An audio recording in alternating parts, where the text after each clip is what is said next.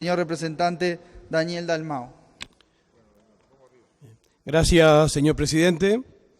Permítanos, primero que nada, expresar el honor que significa para nosotros estar haciendo la primera intervención aquí en este ámbito, que es tan caro para nuestra democracia.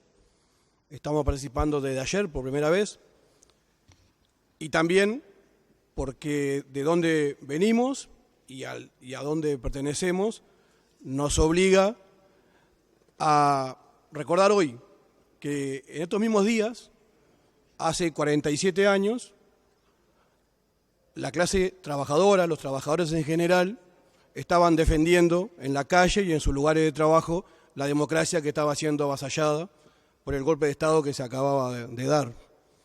Saludo, y también porque el lugar al cual pertenecemos nos obliga a que nuestra intervención va a ir en el marco de la defensa de la educación pública, aquella que Varela decía que debía ser la mejor educación.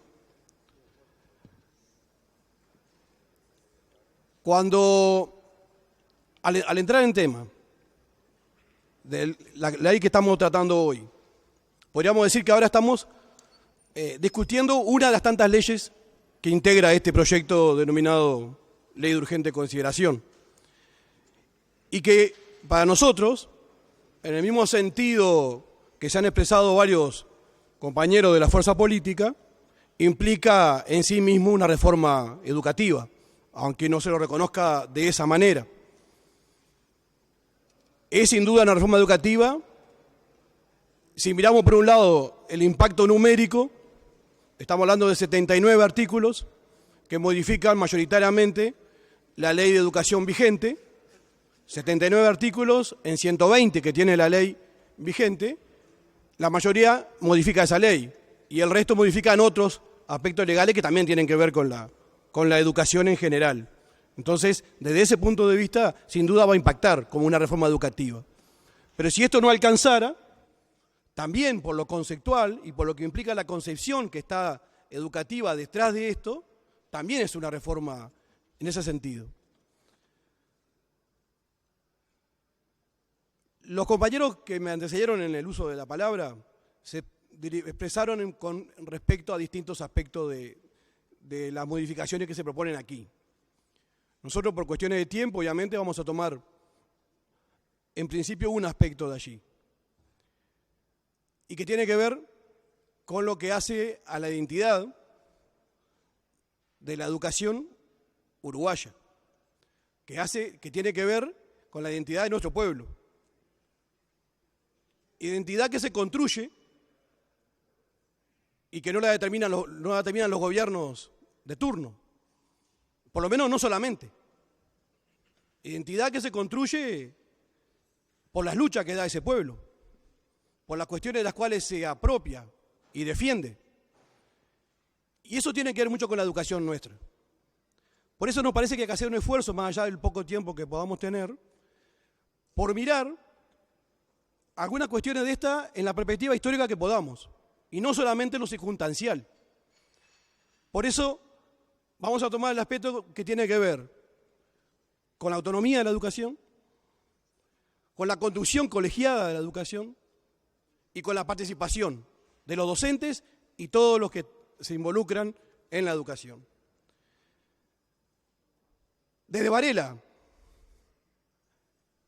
último cuarto del siglo XIX, él hablaba de independencia de la educación, porque había que preservarla de los vaivenes políticos, de los diferentes partidos políticos. Ahí ya hablaba de independencia. De nuevo después, en la segunda década del siglo XX, que se conforma por ley el Consejo de Primaria. Allí la conducción colegiada, 7 integrantes del Consejo de Primaria que debían ser docentes con 10 años de antigüedad, maestros con 10 años de antigüedad. Tenemos luego, en el 35, la ley que separa secundaria de la universidad y determina que la conducción del Consejo de Secundaria debía ser un consejo donde 3 de esos integrantes era un representante de primaria, otro de la universidad, otro de lo que era la educación industrial, nuestra UTU de hoy. Los otros tres integrantes más eran electos por los docentes. Y esos 6 elegían al 7º, que iba a ser el director y presidente de ese consejo. Y el Ejecutivo debería convalidarlo con venia del Senado en aquel momento. Al poco tiempo ocurre lo mismo con la UTU, en el mismo sentido, consejo con participación de los docentes. Y eso no era regalo de nadie, tampoco no caía del cielo. También era producto de las luchas que daba el pueblo en ese momento, que daban los trabajadores y que daban los estudiantes. Y así se fueron logrando cada vez más espacios de autonomía y de participación. También tiene que ver con las luchas. Cuando la ley en el 47 determina la llamada ATD, Asamblea Técnico Docente, en el ámbito de secundaria, en principio.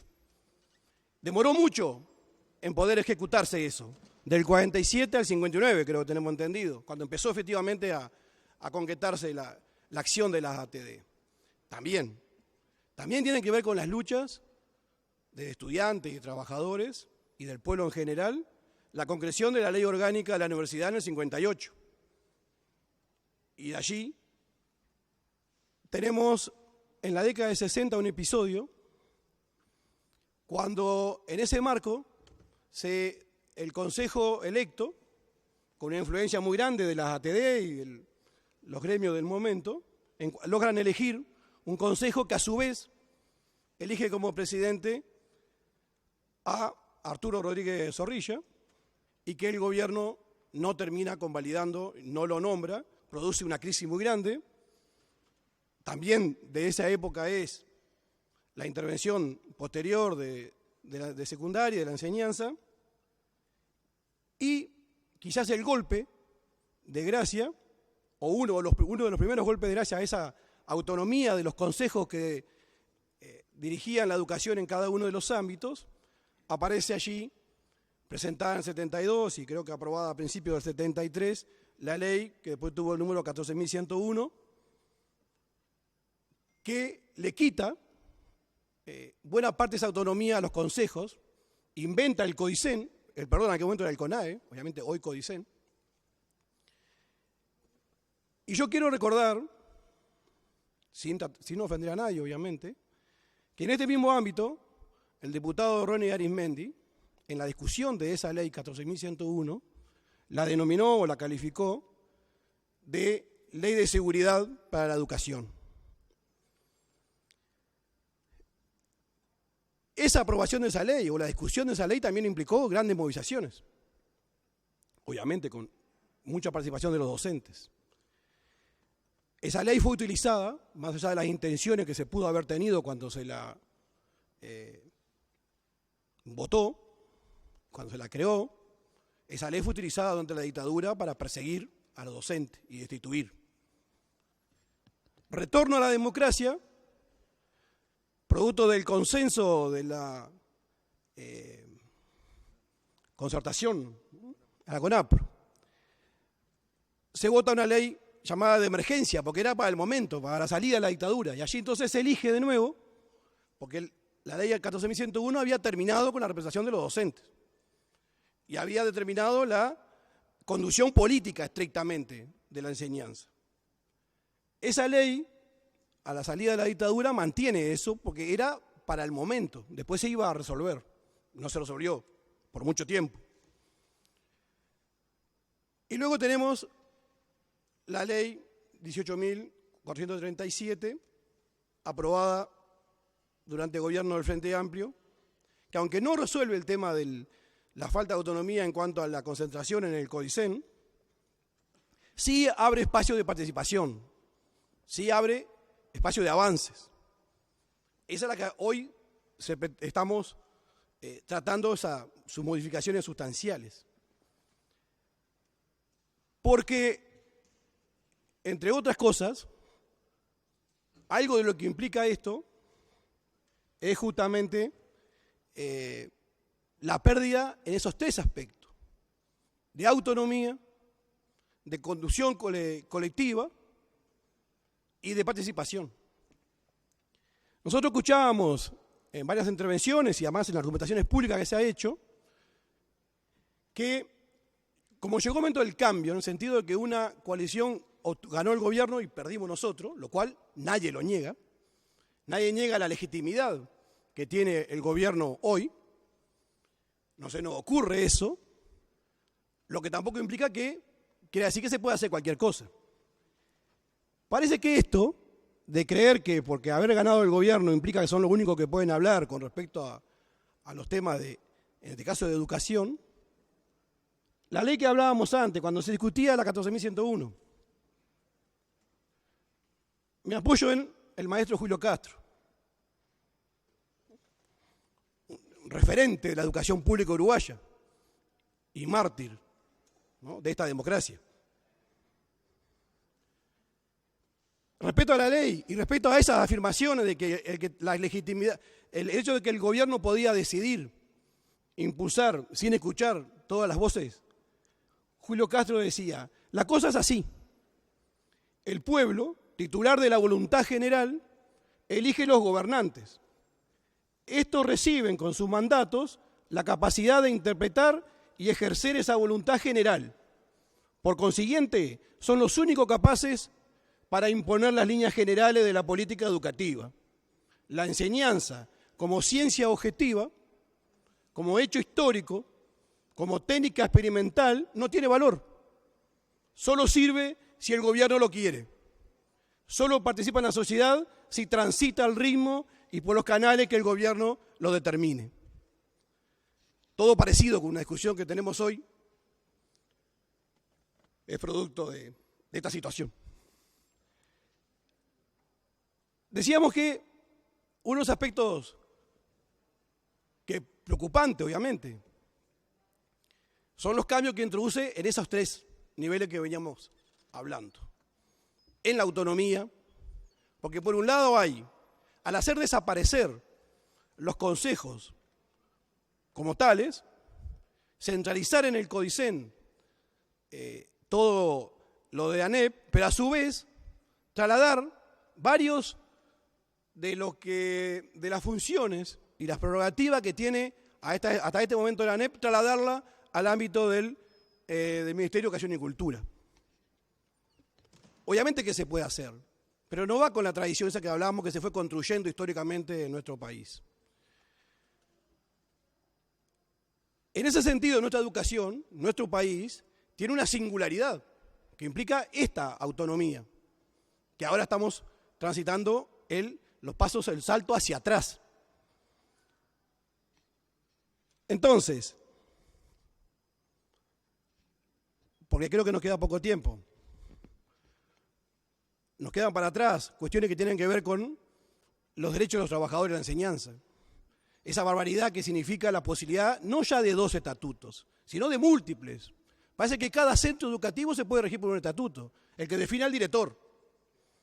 Eso además lo que tiene que ver con la estabilidad laboral del docente, también tiene que ver con las limitaciones a la libertad de cátedra. ¿Quién se va a atrever a decir cosas contrarias a lo que dice el director si está en juego su carrera, si está en juego su trabajo, para lo cual se formó y se dedica?